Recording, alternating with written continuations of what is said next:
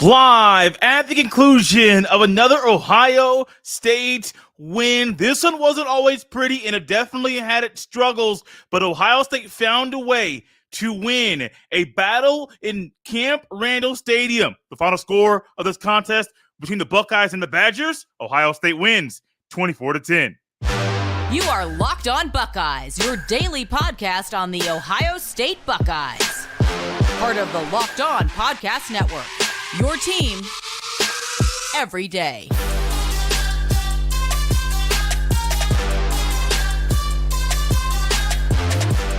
It feels so good to end this contest, a night game in Madison, Wisconsin, with a win. Ohio State found a way to win a different way in prime time. Welcome in, everybody, to this Locked On Buckeyes postcast after another Ohio State win. Ohio State advances to 8-0 on the season. They have 4 more games left in the regular season in 2023, and this game was not like the other games the Buckeyes have played this year. They had a star that shined brightly on the offensive side of the ball. A player who missed numerous games this season showed up in a big way for the Buckeyes in prime time. Thank everyone for who is jumping in and watching this postcast live. You can catch it at youtube.com/LockedOnBuckeyes. During this postcast, we will definitely discuss Kyle McCord and some of the issues that he had during today's game.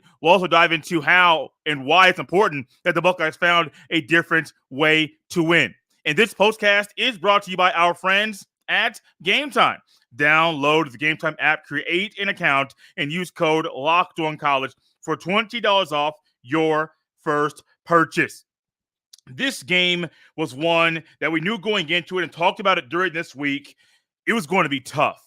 It was going to be a battle. Now, we didn't expect there to be injuries on both sides of the ball by both teams in this game. JT goes down at the end of the first half and then comes back in for the field goal attempt by Wisconsin. Braylon Allen, star running back for Wisconsin, he goes down. Lathan Ransom, he goes down in the second half. Kyle McCord has an issue with his ankle once again. Finished the game, but we didn't really expect and see some of the issues that we saw by the Buckeyes offensively and even defensively. Defensively, when Braylon Allen went down, we saw that was when Wisconsin ended up scoring their only touchdown in this game. And behind backup quarterback Braylon Locke, they found some different things that worked for them. Offensively for Ohio State, Abuka was healthy, didn't play. Henderson was healthy, and he went off. I have been very critical of Trevon Henderson, and I think a lot of the criticism has been he's deserved for some of his play and some of the issues that he's had on the field. I can't criticize him for how he played today. I don't want to go back in the rewatch and say, man, I made these comments about Trevon Henderson during the postcast and have to come back and say, well, Jay was wrong. I don't want to have to do that because I don't think I will. He played hard football. He ran hard, played good ball, and it was a way that I was thinking, man, if the Buckeyes had this version of Trevon Henderson all season, yes, they would definitely still be undefeated, but the offense would look a whole lot better. Remember how I said there were some issues on offense and on defense? Some of them were Kyle McCord, but also the lack of a running game did not play into Kyle McCord's issues because there was no lack of a running game. In this game, Trevon Henderson had the single game high for Ohio State in any game in 2023. Previous to that, the single game high for a Buckeye running the ball, quarterback, running back, receiver, does not matter. The most rushing yards a Buckeye has had in this season, 104.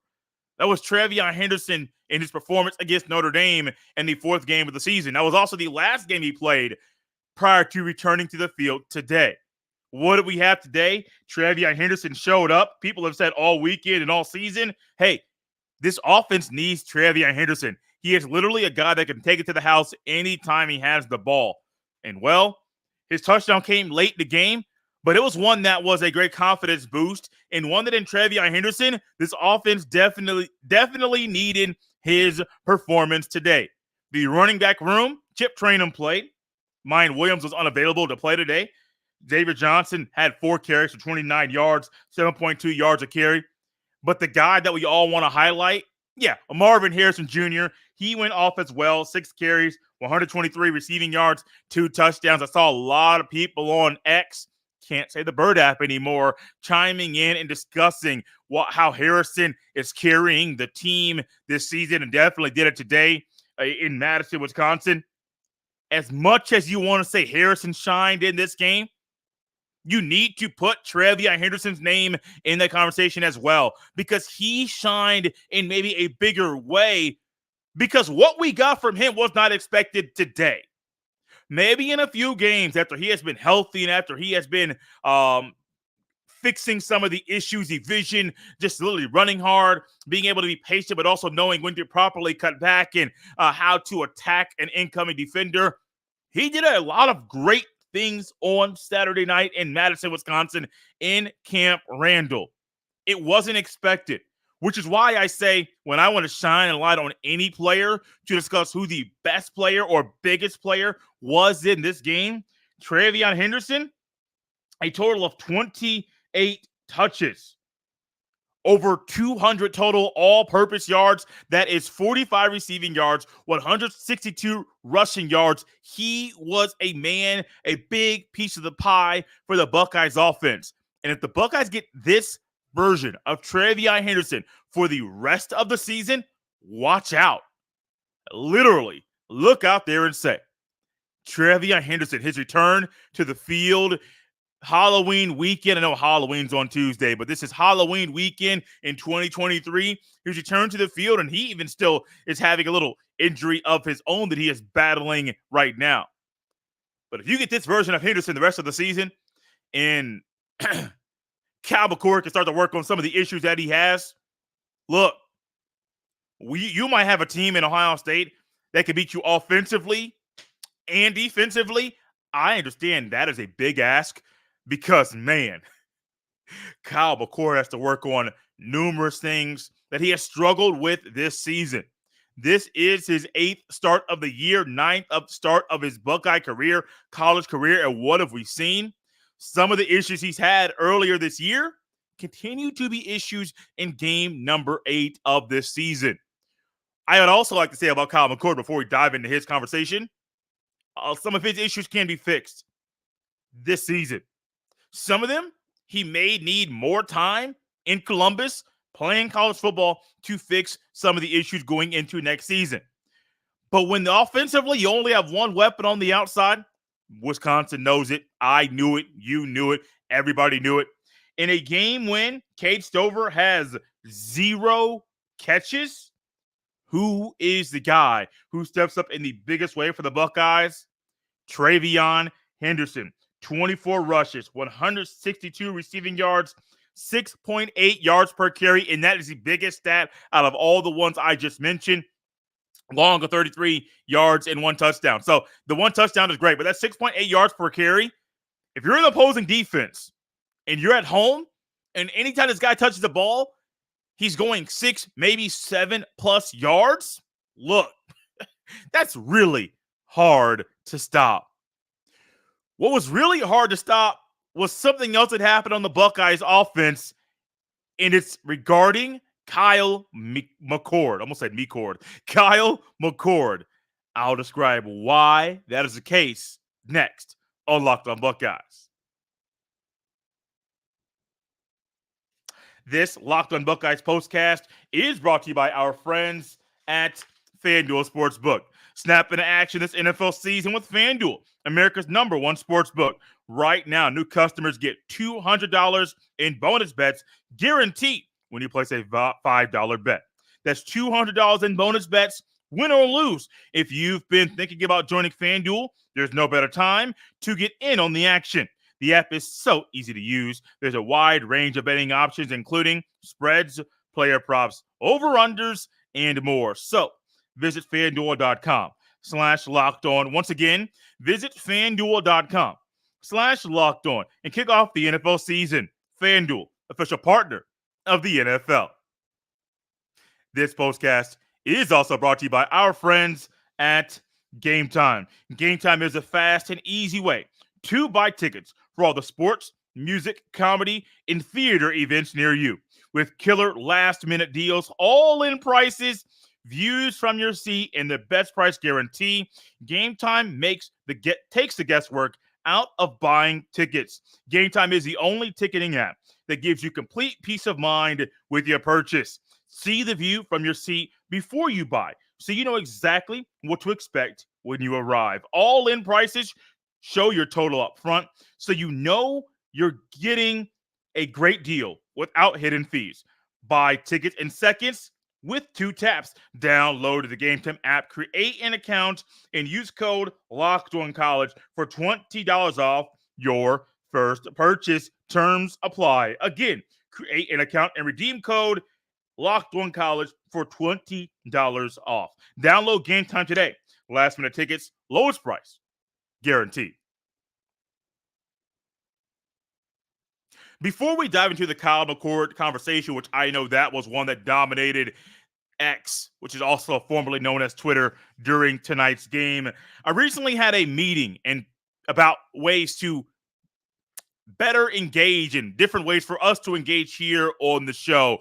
Not sure when we can make this announcement just yet, but there's a new way that you and I and the Locked On Buckeyes community can communicate and engage and have a healthy conversation about the Buckeyes football and even basketball team. Basketball season is starting soon on a daily basis. Stay tuned for an announcement about that I should be able to discuss in a date that is coming very, very soon. So Kyle McCord every single week, what can you expect? A slow start. Yeah, I mean, that's one thing you can expect. Some rookie mistakes. You might be able to describe some of his mistakes as rookie mistakes. But also, what else can you describe? Maybe some questionable decisions. And when I say questionable decisions, I understand that you're going to look at me and say, well, Jay, doesn't every quarterback make questionable decisions when he's on the field? I mean, yeah, that is something that is there. There are quarterbacks out there that make questionable decisions consistently. But sometimes the questionable decisions are due to not understanding or having a good awareness of the pocket every single play. And there were 2 times today Kyle McCord had 2 intentional grounding calls. One of them, I wouldn't say both were on him. Yes, one of them was quickly thrown away. There was no receiver in the area. 3rd down, loss of down. 4th down comes up. You punt the ball. And I believe that one at the end of the game, there was a blitzer coming in that was untouched. And people want to blame sometimes the offensive line. But let's just say you bring more guys rushing the passer than the guys that the offense has blocking the quarterback, somebody's going to be untouched. That's what happened on that play. But then also there are some times where there was an interception thrown, and one that was the first interception was just a poorly thrown ball thrown into the end zone. There was a guy in front of, I believe, Carnell Tate, which in the moment I thought that was Marvin Harrison Jr. because it looked as fluid and it looked like route man Marvis running that route. Really surprised with what we have gotten from Carnell Tate this season. In tonight's game, 1 catch for 14 yards. If that defender, I forget who actually caught the interception, if he was not there playing good ball, ultimately would have been a touchdown to Carnell Tate. And this conversation is completely different about Kyle McCord. Threw another interception in this game, and one of the, I might want to say, the worst things that I saw, or more interesting things that I saw from Ryan Day today. I won't say worse because I didn't see everything, and I don't want to dive into, well, this was the biggest thing Ryan did that I could read into. I am not doing that. But one thing I noticed was towards the end of the game, second half, some of the issues Kyle McCord had, pocket awareness, knowing when to get the ball out. His internal clock continues to be slow, or sometimes it's sped up, but a lot of times it's not just right. Look at the sideline after a drive ended. Kyle McCord was sitting next to Ryan Day, and Ryan Day didn't say anything. Ryan Day, who has been very animated this season, Ryan Day, who has been very, the camera has showed him be very loud and voicing his frustration maybe via Josh Simmons and a player missing a tackle or not having his hands on the inside of a player that he's blocking, whatever it might be. Ryan Day's been very, very frustrated. We have seen that via the broadcast. But there were times today on Saturday that I looked at there and they showed Ryan Day standing next to McCord after some bad play, after a drive ended due to a poor decision by Kyle McCord. And Ryan Day's just sitting there not saying anything. And that's a sign of someone that might not be, or excuse me, is not satisfied with what he's getting from his quarterback. I'm not saying he's thinking about a backup plan. His backup plan, some say, is Devin Brown, but I don't know if Devin Brown's going to give you better than what Kyle McCord's giving you right now, because Devin Brown's more experienced, and he is also, when he's on the field, making some poor decisions as well. It's game number 8. You're on the road, Madison, Wisconsin, after an emotional win at the Penn State last week. Yes, it could be easy by some to come on the show after a game like Ohio State's 14-point win over Wisconsin and say, well, it's what you expect. Road game, nighttime, in Madison, Wisconsin. Camp Randall was loud. Jump around was something you always want to experience. You should expect that. Maybe that might be the case. And they added, well, was after an emotional win over Penn State. We all saw the emotion in what that win meant for Ohio State and their chance to play in the college football playoff at the end of the season, especially with the first rankings coming out on Tuesday. Oh my, that's what you should expect from Kyle McCord. Didn't know that was going to happen, but hey, it did. No, we're not going there.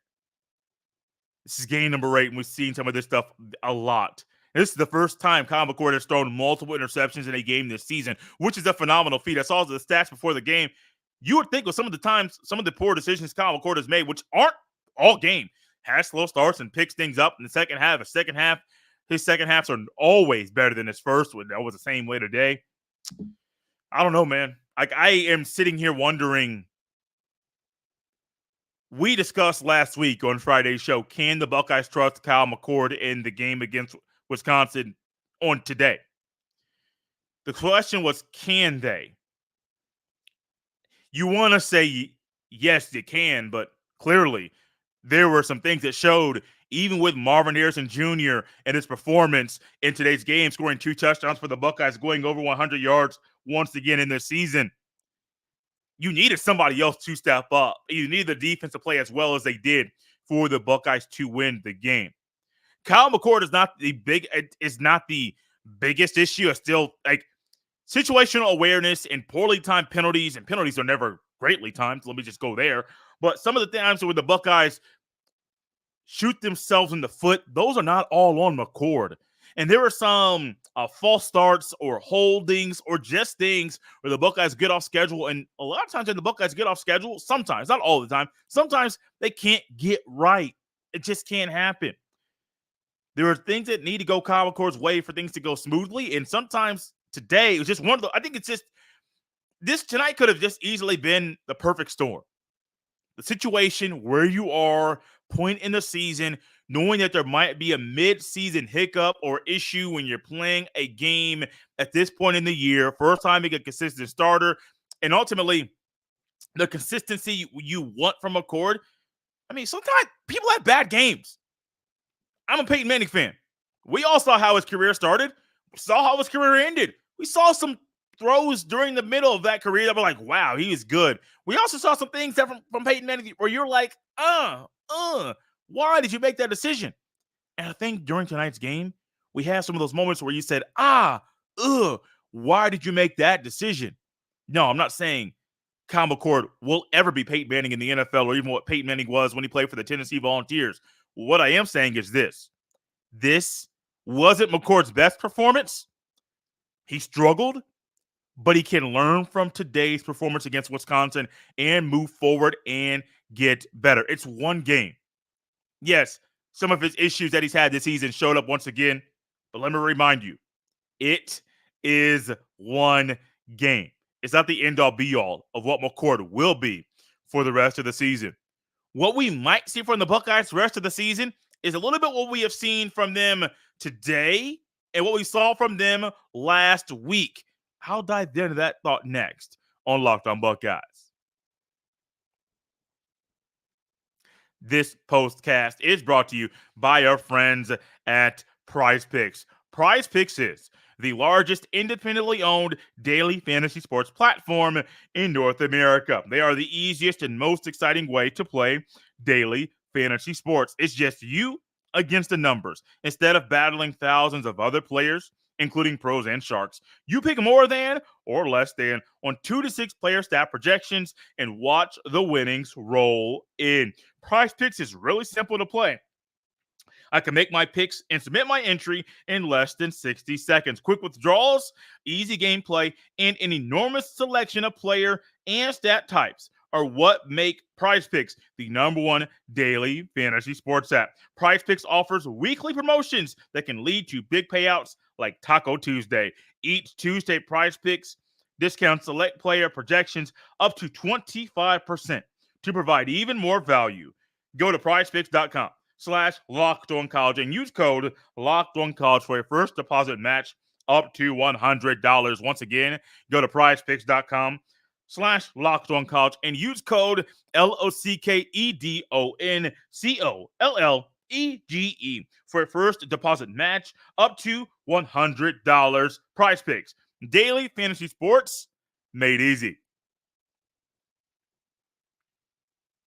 I'd like to thank everyone who is tuning in live to this Locked On Buckeyes postcast after Ohio State's 24-10 win over the Wisconsin Badgers. Thank you for tuning in at youtube.com/LockedOnBuckeyes. We do this after every game, 12 noon, 3:30 in the afternoon, or maybe a night game like today. We'll be live together. Thank you for chiming in. Smash the like button on this video and also fill up that YouTube comment section on this video as well. If you're catching it in a playback form on YouTube or on Apple in the audio form of this show, Spotify or the Odyssey app, thank you as well.